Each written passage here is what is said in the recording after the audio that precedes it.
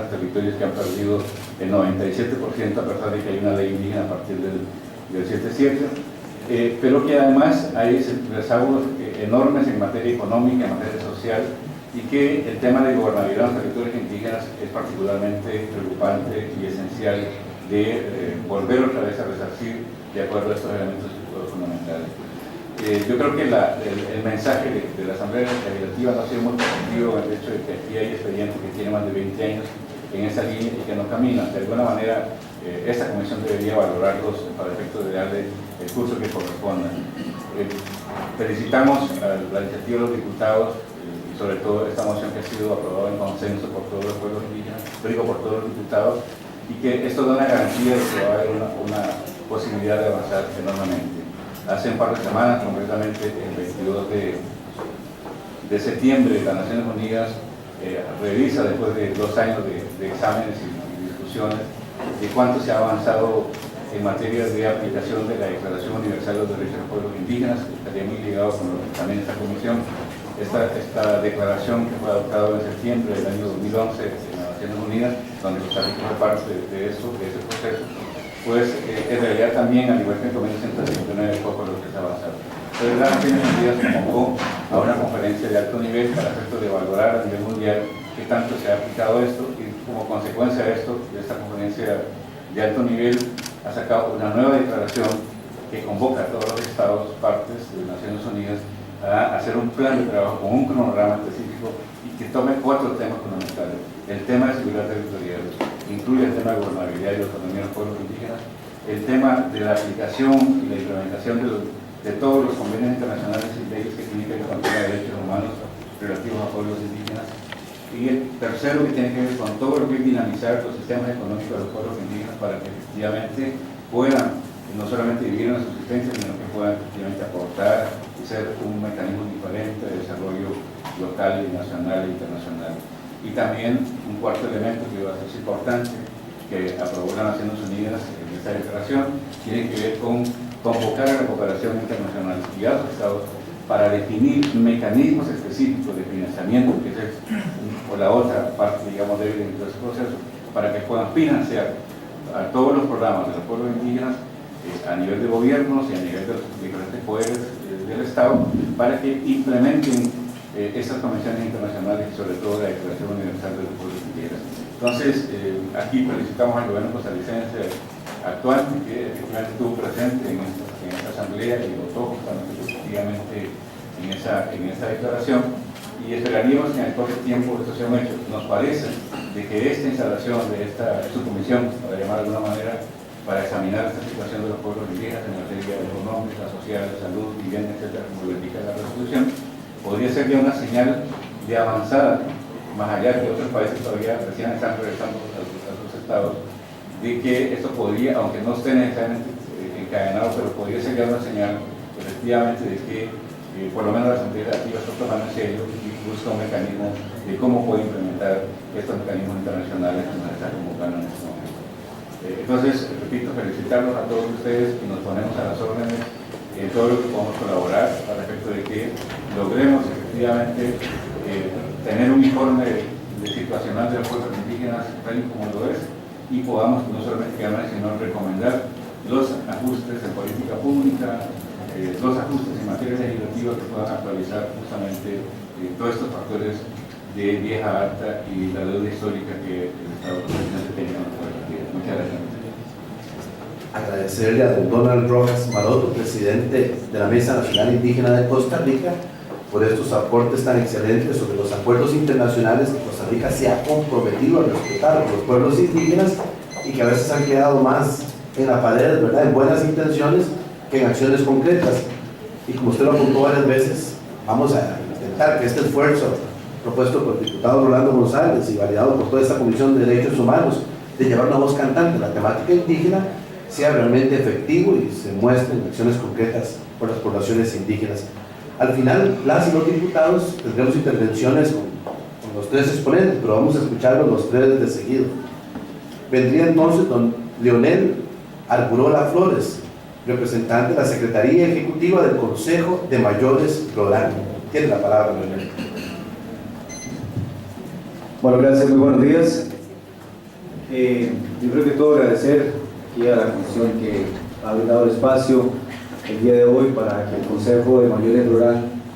en carácter de estructura propia y autoridad legítima de la nación rural que habita lo que actualmente se conoce como el territorio de Inglaterra, pues pueda por primera vez en la historia de este país hacer una presentación oficial de su existencia y de los planes y las acciones que ha venido desarrollando precisamente para llevar a ejecución todo ese articulado del que ya mencionaba el señor Donald Rojas y me precedía. Efectivamente, la historia nos demuestra desde siempre, ¿verdad?, la existencia de ese articulado jurídico vinculante a nivel internacional y vigente en materia de ordenamiento jurídico nacional. Sin embargo, a la falta de una contextualización del ordenamiento jurídico nacional, hasta el día de hoy ha sido imposible que los pueblos indígenas tengamos acceso a la aplicabilidad de esos derechos que voluntariamente el Estado Gobierno de Costa Rica ha asumido en el paso de los últimos 3 o 4 decenios, por así decirlo. Y ya lo mencionaba el licenciado Donald Rojas sobre el Convenio Internacional 169. Sin embargo, muy importante también traer a escena todo ese articulado que presenta la Declaración de las Naciones Unidas. Y lo traigo a escena por el hecho de que los últimos fallos de la Corte Interamericana de Derechos Humanos precisamente tienen su asiento en esta Declaración de las Naciones Unidas y pues obviamente, como ya lo mencionaba ahorita, la presencia del presidente de la República allá en Nueva York en los últimos días. Precisamente de allí es entonces donde el pueblo indígena Prorán, legítimo en la defensa de su derecho y legítimo en la conciencia de su identidad y su derecho a seguir existiendo como una cultura diferenciada, ha venido luchando de una manera muy fuerte, aún y en contra de la corriente política de este país, que gracias a ese ordenamiento jurídico vigente en este momento, nos ha impuesto en los últimos más de 30 años una forma de gobierno que absolutamente en nada responde a las particularidades de nuestras culturas indígenas. Y hablo específicamente a la cultura del pueblo Prorán. Esta forma de gobierno, el día de hoy, y quiero traerlo a escena aquí en una sala paralela a esta donde nos encontramos reunidos, en este preciso momento se está debatiendo una fuerza política que empuja para que nuevamente se ordene la reinstalación de una junta directiva que primero había sido destituida por la asamblea de afiliados de dicha organización, al haberse demostrado 17 causas graves que lesionaron no solamente el buen nombre y la integridad de la organización, sino que violentaron el derecho a la libre determinación del pueblo indígena Prorán. Y precisamente sobre esa historia negativa en la cual pues nuestro pueblo se ha visto inmerso por más de 30 años, el día de hoy la Nación Prorán, con la guía y la conducción del Consejo de Mayores,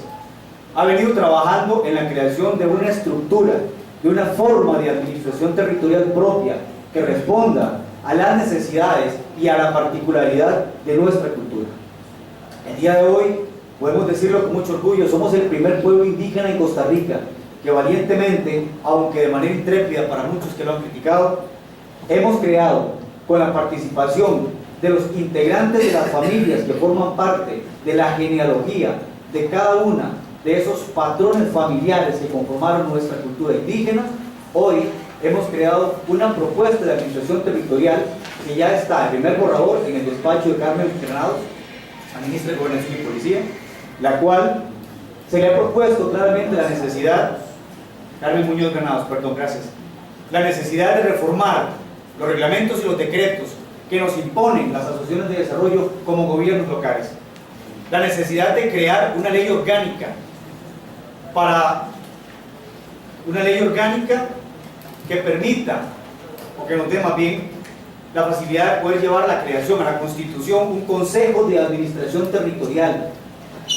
y obviamente la creación de un reglamento de esa ley orgánica que nos permita, pues obviamente, llevar a la práctica lo que ya está establecido en ese articulado de norma jurídica vigente y vinculante. Y hablo precisamente del derecho a la libre determinación, derecho fundamental de los pueblos indígenas a permitirle, bajo sus propias dinámicas, bajo sus propias metodologías,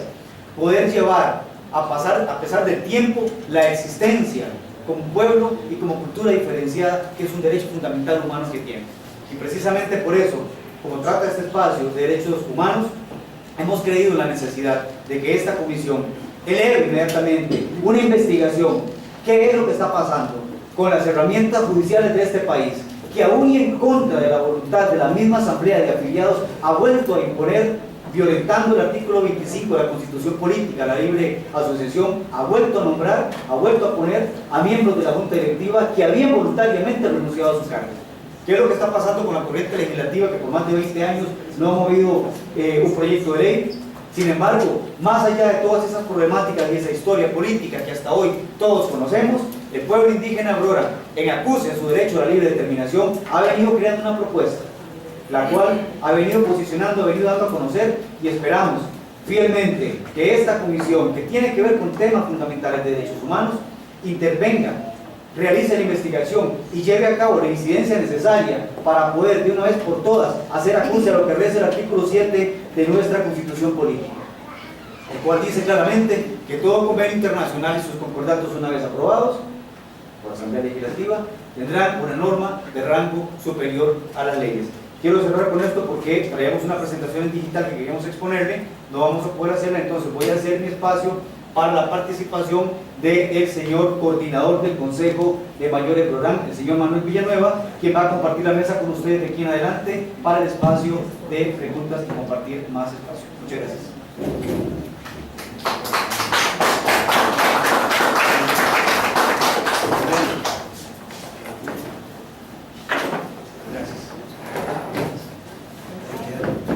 ¿Va a conversar más? ¿Quedan 3 minutos? No, hasta las preguntas. Ya.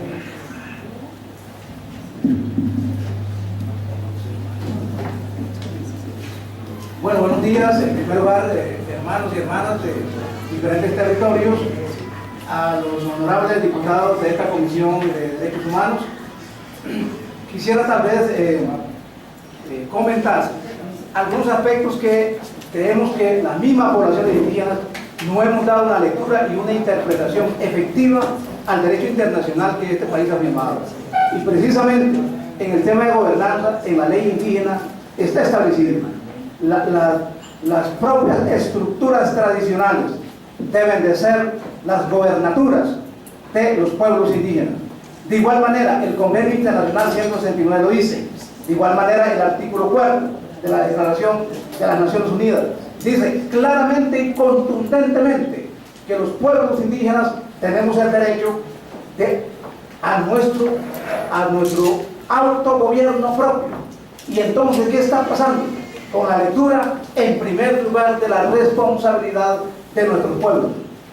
dentro de nuestros pueblos, pero también, ¿qué está pasando? A nivel de la lectura y de la decisión de esta Asamblea Legislativa. Y ahora, bueno, con una enorme suerte y esperanza de esta Comisión de Derechos Humanos. Digo esto porque en el caso de Terva, precisamente, hemos constituido el Consejo de Mayores, porque es el que tiene la experiencia de muchas décadas, de muchos años, y podríamos decir hasta milenarios. ¿Por qué razón? Porque ahí está cimentado el conocimiento, ahí está cimentado la relación de nuestro pueblo indígena y la naturaleza. Entonces, pensamos que la única manera de poder que un pueblo como el nuestro, y sabemos que también como nosotros, porque conocemos que hay situaciones muy parecidas de otros pueblos hermanos, que vamos a la desaparición. Y efectivamente, como lo dijo el compañero que me antecedió, con esta estructura que según el informe que hace el relator especial en su venida y que visita los pueblos indígenas, él dice que las ANI, las Asociaciones de Desarrollo, son las agencias del Estado.